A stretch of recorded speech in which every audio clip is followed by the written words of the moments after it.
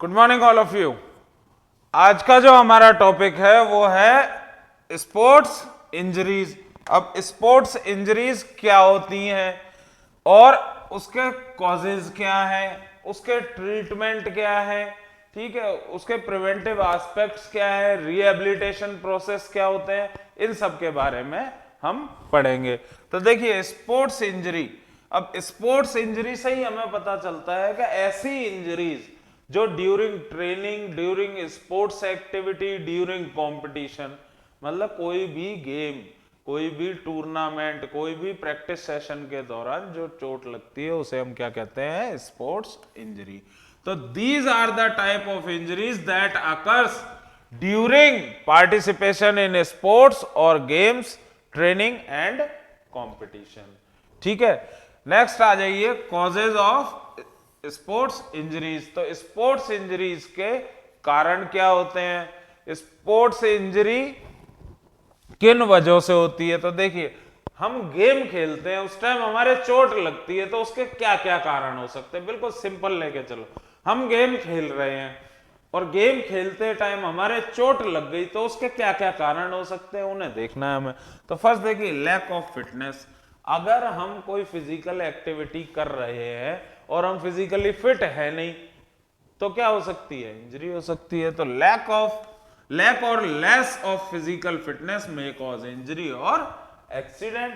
अगर हमारे पास पूरी बॉडी हमारी फिट नहीं है, endurance, strength, speed, flexibility, coordination proper नहीं है हमारा, तो हमारे क्या है, चोट लग सकती है। नेक्स्ट आता है पुअर कंसंट्रेशन। ठीक, हम कंसंट्रेट नहीं कर रहे, कंसंट्रेट नहीं कर रहे से मतलब हम मेंटली रेडी ही नहीं है, मेंटली रेडी ही नहीं है, फिर हम जबरदस्ती उसको करे जा रहे हैं तो हमारे चोट लग सकती है। जैसे सपोज हम क्रिकेट खेल रहे हैं, ठीक है, हमारा ध्यान ही नहीं है ग्राउंड पे, हमारा ध्यान कहीं इधर उधर है, टेंशन में है, तो हमारे चोट लग सकती है, बॉल आके लग सकती है, हमारा ध्यान ही नहीं है बॉल पे। तो कंसंट्रेशन बहुत जरूरी है। ठीक है, तो पुअर कंसंट्रेशन और lack of mental readiness leads to injury. Next आता है ओवर स्ट्रेस और टेंशन। ओवर स्ट्रेस से मतलब निकला कि अगर हम स्ट्रेस में हैं या हम ज्यादा लोड ले लेते हैं। ज्यादा लोड लेने से मतलब क्या है भाई, हमारी कैपेसिटी है कि हम 5 किलोमीटर रनिंग कर सकते हैं मैक्सिमम, ठीक है, हमारी मसल की कैपेसिटी है 5 किलोमीटर रनिंग की। अगर जबरदस्ती इसको मैं 8-10 किलोमीटर तक ले जाता हूं, ठीक है, तो क्या है, मसल पर लोड ज्यादा हो गया, मसल ओवर स्ट्रेस में आ गई, तो ओवर स्ट्रेस में आ गई, उसमें कैपेसिटी इतनी थी नहीं, तो क्या होगा, उसमें इंजरी हो जाएगी। तो ओवर स्ट्रेस, टेंशन और unbalance psychological behaviour is one of the cause of accident या injury. Not performing warming up, भाई ये एक टॉपिक पहले भी आया था, मैंने बताया था वार्म अप करना किसी भी फिजिकल टास्क, किसी भी फिजिकल एक्टिविटी से पहले जरूरी होता है। अगर हम वार्म अप नहीं कर रहे हैं तो हमारी मसल का टेम्परेचर स्लाइटली रेज नहीं हुआ है, और नहीं हुआ है इसका मतलब उसकी फ्लेक्सिबिलिटी नहीं बढ़ी। हम वार्म अप क्यों करते हैं, ताकि मसल का टेम्परेचर स्लाइटली बढ़ जाए, हल्का सा, ठीक है, और कोई भी मसल जिसका टेम्परेचर हल्का सा बढ़ जाता है, इसका मतलब उसकी फ्लेक्सिबिलिटी बढ़ गई है। फ्लेक्सिबिलिटी बढ़ने से क्या मतलब, रेंज ऑफ मूवमेंट बढ़ गया, और जब हमारा रेंज ऑफ मूवमेंट बढ़ जाएगा तो इंजरी के चांस कम होंगे। लेकिन हमने वार्म अप ही नहीं किया है, तो रेंज ऑफ मूवमेंट कम है, फ्लेक्सिबिलिटी कम है, तो इंजरी के चांसेस बढ़ जाएंगे। तो not performing proper warming up before the activity is the main cause of injury during sports. Equipment failure, देखिए फॉल्टी इक्विपमेंट्स, गलत तरह के इक्विपमेंट जो स्टैंडर्ड नहीं है, हमें हमेशा स्टैंडर्ड इक्विपमेंट से प्रैक्टिस करना चाहिए। लेकिन अगर हम स्टैंडर्ड इक्विपमेंट्स को यूज नहीं कर रहे हैं तो हमारे इंजरी हो सकती है। तो इक्विपमेंट्स फॉल्ट और failure of equipments can cause accident in sports. ठीक है, ये हो गया। नेक्स्ट आता है हमारा फॉल्टी स्किल एक्शन। ठीक है, क्या है? Faulty skill action. तो player performing faulty skill action और अनबैलेंस्ड मूवमेंट वाइल प्लेइंग और uncoordinated movement causes injury. Faulty action skill action से क्या मतलब निकला? हर गेम में अलग अलग स्किल होती हैं, ठीक है। अगर वो साइंटिफिक स्किल होता है मूवमेंट, ठीक है, तो हर गेम में कुछ स्किल्स होती हैं, तो वो जो मूवमेंट स्पेसिफिक होते हैं, अगर वो साइंटिफिक नहीं है, अगर वो तरीके से नहीं लिए जा रहे, उनमें कहीं फॉल्ट है, तो इंजरी के चांसेस ज्यादा होते हैं। तो player performing faulty skill actions और अनबैलेंस्ड मूवमेंट वाइल प्लेइंग और uncoordinated movement causes injury. Next आता है नॉट फॉलोइंग रूल्स। तो अगर हम रूल्स को फॉलो नहीं करेंगे, जो हमारे रूल्स हैं, हर गेम में अलग अलग रूल्स होते हैं, अगर रूल्स को फॉलो नहीं करेंगे तो भी इंजरी हो सकती है। Player not following the rules and regulations of activity can cause injury. क्योंकि जब किसी गेम में कोई रूल बनाया गया है, कोई नियम बनाया गया है, तो वो किसी वजह से बनाया होगा, ठीक है। नेक्स्ट आता है हमारा अग्रेशन और वायलेंस। अब अग्रेशन और वायलेंस से क्या है? अग्रेशन और violence during game is also the cause of accident और इंजरी। एक्सीडेंट और इंजरी। तो अग्रेशन और वायलेंस मतलब गुस्सा आ जाना, अग्रेसिव होके खेलना, ठीक है, आक्रामक खेलना, अग्रेशन और वायलेंस होता है। और जब अग्रेशन और वायलेंस ड्यूरिंग गेम होता है तो उससे क्या होती है? एक्सीडेंट या इंजरी। या तो प्लेयर अग्रेशन में खेल रहा है तो या तो खुद चोट लगा लेगा या दूसरे को चोट पहुंचाएगा, ठीक है। नेक्स्ट है not considering safety means during games.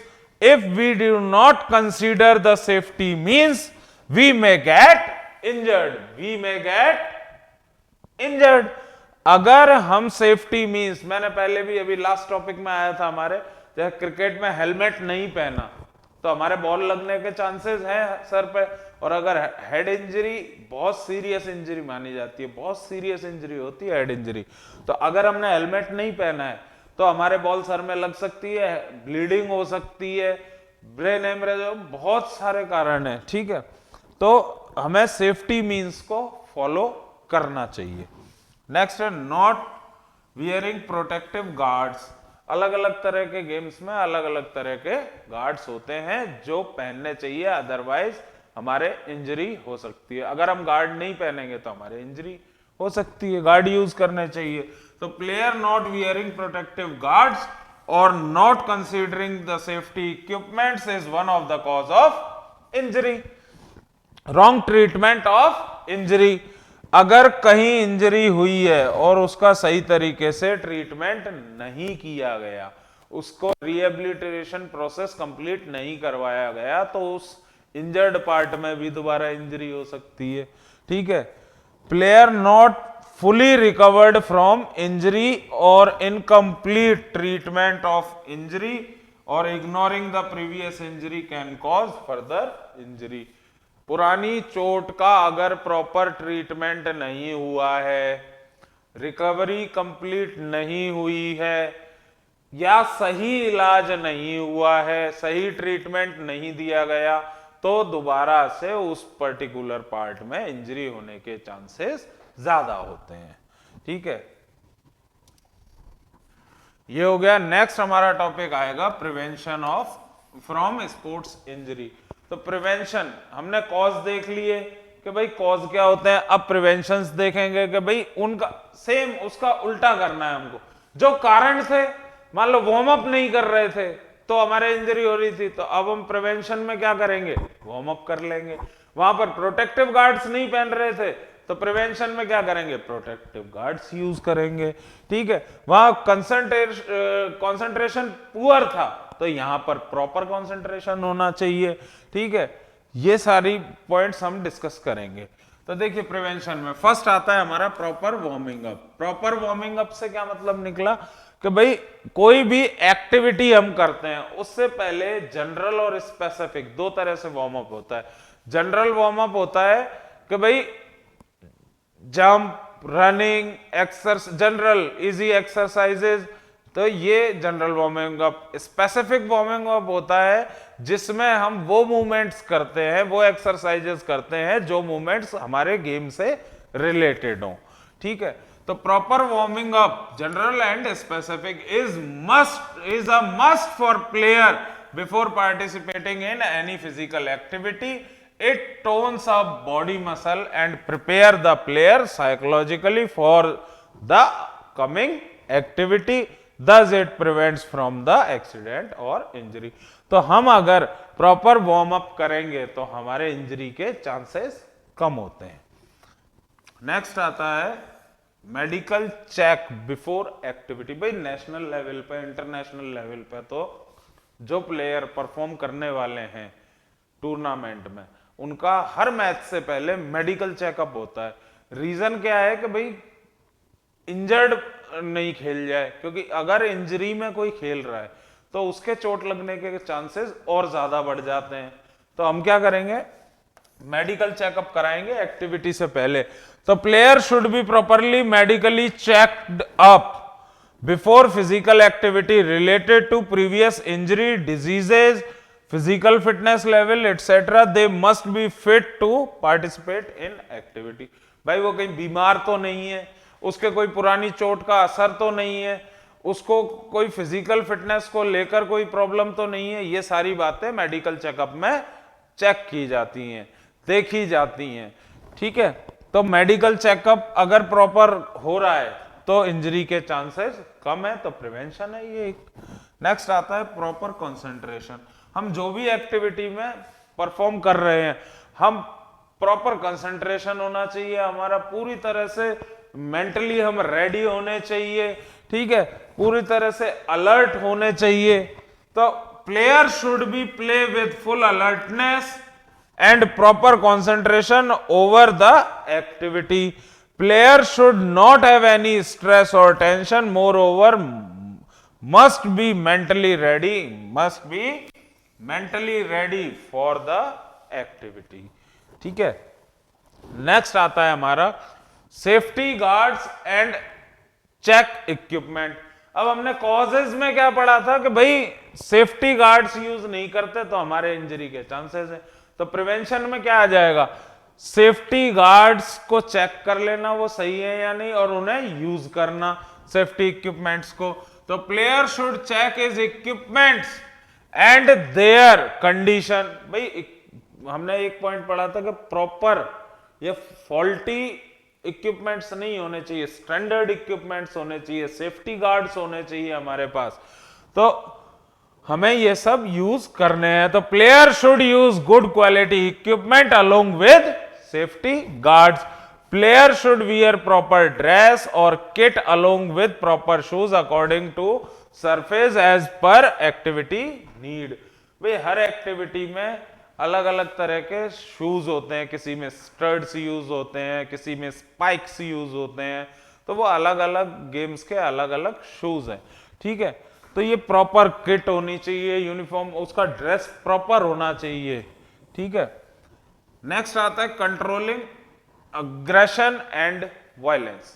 भाई हमने पढ़ा था कि अग्रेशन और वायलेंस एक कॉज था कि इंजरी होने का। तो प्रिवेंशन में हम क्या करेंगे, कंट्रोलिंग अग्रेशन एंड वायलेंस। तो अब हम अग्रेशन और वायलेंस को रोकेंगे। ठीक है, तो player should control their aggression, more over violence during game should be prevented and checked. Next आता है फॉलोइंग रूल्स एंड रेगुलेशंस। तो player should follow rules and regulations of activity with true spirit. जो भी game के rules और regulations बनाए गए हैं वो प्लेयर्स की सेफ्टी के लिए बनाए गए हैं। अगर हम रूल्स और रेगुलेशंस फॉलो करेंगे तो हमारे चोट लगने के चांसेस कम होंगे। तो हमें रूल्स और रेगुलेशंस को फॉलो करना चाहिए। नेक्स्ट आता है फॉलो ट्रेनिंग प्रिंसिपल्स।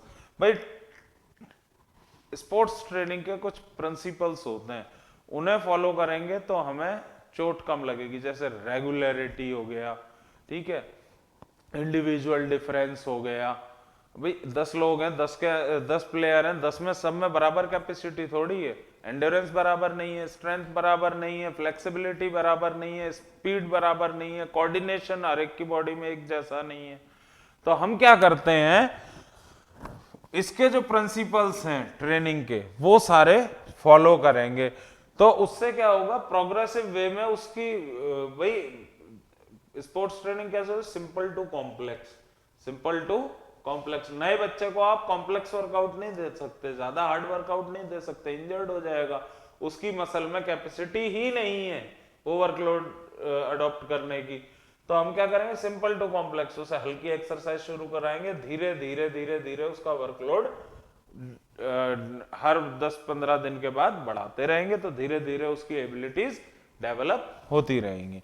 तो player should follow training principles in a progressive manner, in a progressive manner.